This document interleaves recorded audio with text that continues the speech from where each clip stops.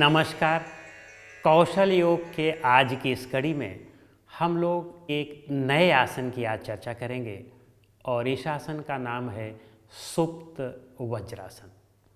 बहुत महत्वपूर्ण आसन है और शरीर के कुछ अंगों का बहुत अच्छा व्यायाम करता है, उनकी बहुत अच्छी मसाज करता है, इसलिए इसे बहुत अच्छे आसनों की श्रेणी में रखा गया है।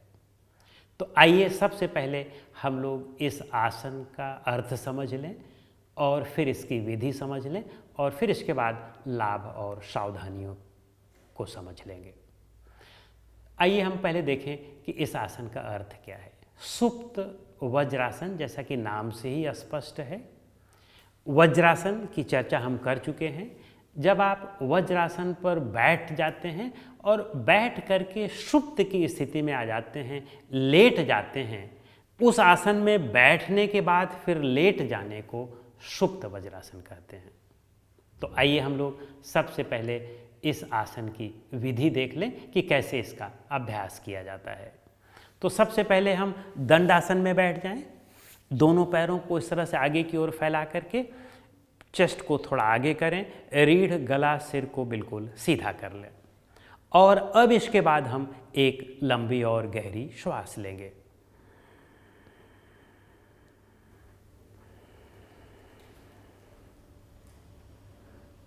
अब दूसरी बात में हमें देखना है, मन को बिल्कुल सजग रहना है। अब आपको पूरे आसन के अभ्यास के दौरान अपने मन को सजग और सतर्क बनाए रखना है। अगर आपने सजग और सतर्क नहीं बनाया मन को, तो फिर आसन न होकर के यह व्यायाम होगा। तो आइए सजग और सतर्क हो जाएं और फिर इसके बाद वज्रासन पर बैठ जाएं।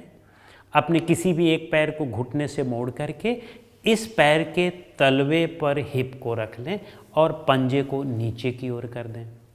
दूसरे पैर के साथ भी हमने ये किया और हमने घुटने को इस तरह से आपस में जोड़ लिया, रीढ़ गला और सिर को सीधा रख दिया। यह हमारा वज्रासन है। इस आसन में बैठने पर हमारे शरीर का डाइजेस्टिव सिस्टम बड़ा सशक्त और मजबूत हो जाता है और डाइजेस्टिव सिस्टम के सशक्त होने से शरीर के अन्य अंग अपने आप सशक्त और मजबूत रहते हैं। कहा यह गया है कि यदि आपका पेट मजबूत नहीं है, यदि आपका डाइजेस्टिव सिस्टम यानी पाचन तंत्र कमज़ोर है, तो आपको सारे रोग लग जाएंगे, सारे रोगों के बढ़ने की संभावना आपको हो जाएगी। और यदि पाचन अंग ठीक हैं, सशक्त और मजबूत हैं, तो जो रोग हुए भी हैं वे भी भाग जाएंगे, दूर हो जाएंगे। तो इसीलिए उस सेंस में इसको वज्रासन कहा जाता है, क्योंकि यह पाचन अंगों के लिए बड़ा सशक्त आसन माना जाता है। तो वज्रासन के बाद अब हम इस वज्रासन पर जब पीछे की ओर लेट जाते हैं तो उसको सुप्त वज्रासन कहते हैं। तो आइए अब हम लोग इसके अभ्यास की विधि देख लें। दोनों हाथ को ऐसे पीछे की ओर जमीन पर ले जाएं और जमीन पर ले जा कर के अब आप धीरे धीरे, जैसे प्रारंभिक स्थिति में मान लो आप इतना ही कर सकते हैं तो इतना ही करें। फिर धीरे धीरे कुछ दिनों के अभ्यास के बाद, मुश्किल से 10-15 दिनों के अभ्यास के बाद, फिर आप धीरे धीरे अपने एल्बोज को, कोहनियों को ज़मीन पर रख सकते हैं। कुछ दिन तक आप यह अभ्यास करें, फिर धीरे धीरे एक ऐसी स्थिति आती है कि आप बिल्कुल इस तरह से लेट सकते हैं ज़मीन पर, जिसमें आपका सिर का पिछला भाग, जिसे हम मेडुला कहते हैं, वह ज़मीन पर आ गया है और पूरा शरीर अब आपका ज़मीन पर है। हाथ को आप यहाँ भी रख सकते हैं और उठा करके आप यहाँ भी रख सकते हैं। थोड़ी देर के लिए आप इस आसन में रुके रहें और फिर धीरे धीरे आप वापस पूर्व स्थिति में आ जाएं। तो यह आपका सुप्त वज्रासन है।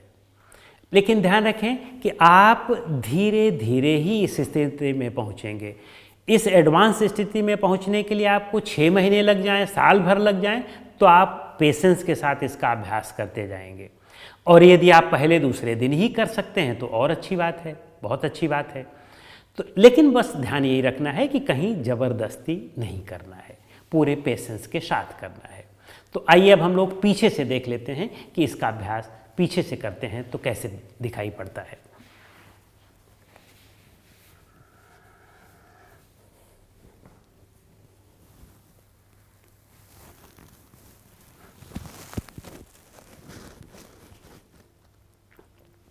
आप हाथ को ऐसे यहाँ भी रख सकते हैं और उठा करके अपने पेट पर भी रख सकते हैं। और फिर इसके बाद एक तो यह वेरिएशन है इसका। दूसरा वेरिएशन है कि आप अपने, अभी आपका सिर का ये मेडुला वाला भाग, ऑक्सीपिटल बोन नीचे है, आप इस ऊपर वाले भाग को भी ज़मीन पर रख सकते हैं।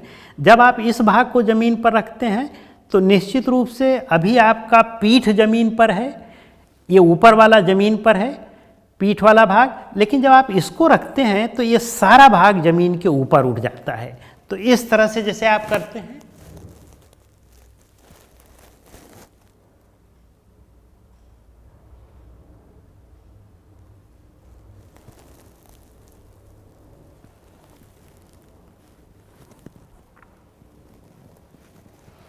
फिर धीरे धीरे वापस आ जाएं। साइड में भी आप इसे देख सकते हैं।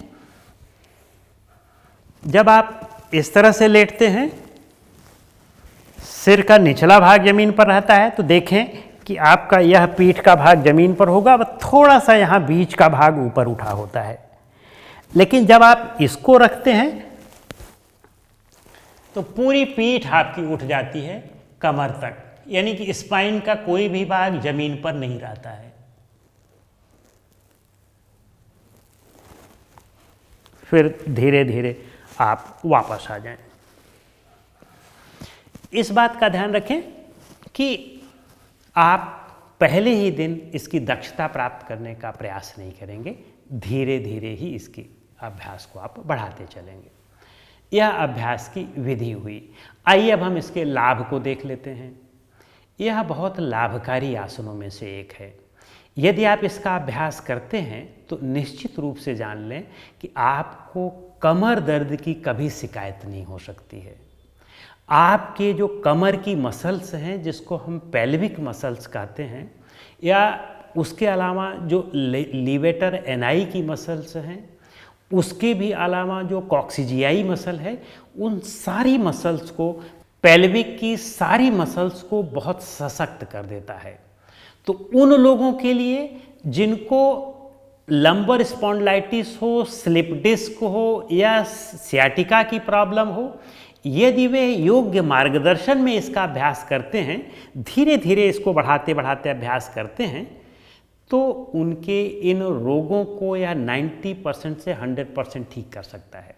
आप यूँ कहें कि अगर डॉक्टर ने आपको यह कह दिया है कि किसी को ये प्रॉब्लम है, लंबर स्लिप डिस्क स्पॉन्डिलाइटिस आदि को, डॉक्टर ने ऑपरेशन के लिए भी कह दिया है, तो यदि वह किसी योग्य मार्गदर्शन में अभ्यास करता है, पहले अन्य आसनों का अभ्यास करके अपने पेल्विक रीजन को मजबूत करे, फिर धीरे धीरे कुछ दिन में 6 महीने 8 महीने बाद इसका अभ्यास करना शुरू करे, तो निश्चित रूप से एक दिन ऐसा आएगा कि वह आदमी दौड़ सकता है। यानी यह बहुत प्रभावकारी आसन है। और इतना ही नहीं, इसके साथ ही साथ जब आप इस पर लेटते हैं, पूरी तरह से लेट जाते हैं, तो आपके ये पैरों की मसल्स खींचती हैं। अगर आप पूरी तरह से लेट गए हैं और घुटने आपके इस तरह से जुड़े हुए हैं और घुटने उठने ना पाएँ, अगर अंतिम स्थिति में घुटना भी आपका नीचे ज़मीन पर है और जुड़ा हुआ है और आप लेट गए हैं, तो आपकी ये जो क्वाड्रिसेप्स मसल्स हैं, क्वाड्रिसेप्स मसल्स के लिए बहुत उपयोगी आसन है। पूरा इस मसल्स को यह खोल देता है और इसके खोलने से आपके हिप जॉइंट्स खुल जाता है आपका, और ये भी मसल मजबूत हो जाती है।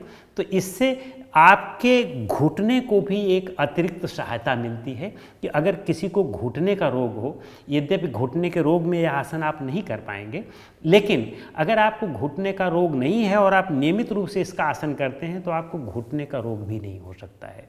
तो यानी घुटने के लिए भी बहुत आवश्यक है, क्योंकि घुटने को जो सपोर्टिंग मसल्स हैं, काफ मसल, हैमस्ट्रिंग और ये क्वाड्रिसेप्स और सेराटोसिस, इन मसल्स को यह बहुत अच्छी तरह से खींच देता है, उनकी मसाज कर देता है, उनमें रक्त का संचालन बढ़ा देता है। और फिर इसके बाद यदि आप, जैसा कि मैंने कहा इस आसन के एक वेरिएशन में, कि आप सिर के इस भाग को ज़मीन पर रखते हैं, तो आपके सर्वाइकल की जितनी भी मसल्स हैं, यहाँ तक कि ट्रेपीजियस मसल्स से ले करके और भी जितने भी यहाँ की मसल हैं, उन सारी मसल्स को बहुत अच्छी तरह से प्रभावित कर देता है। यदि आपको सर्वाइकल स्पॉन्डिलाइटिस ना हो और इस आसन का आप अभ्यास नियमित करते हो तो जीवन में सर्वाइकल स्पॉन्डिलाइटिस से आपको सामना नहीं करना पड़ेगा।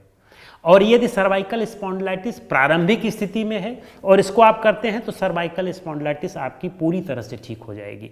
यहाँ तक कि मीडियम स्थिति में भी है तब भी ठीक हो जाएगी। लेकिन अगर गंभीर स्थिति में है तब आप फिर इसका अभ्यास ना करें।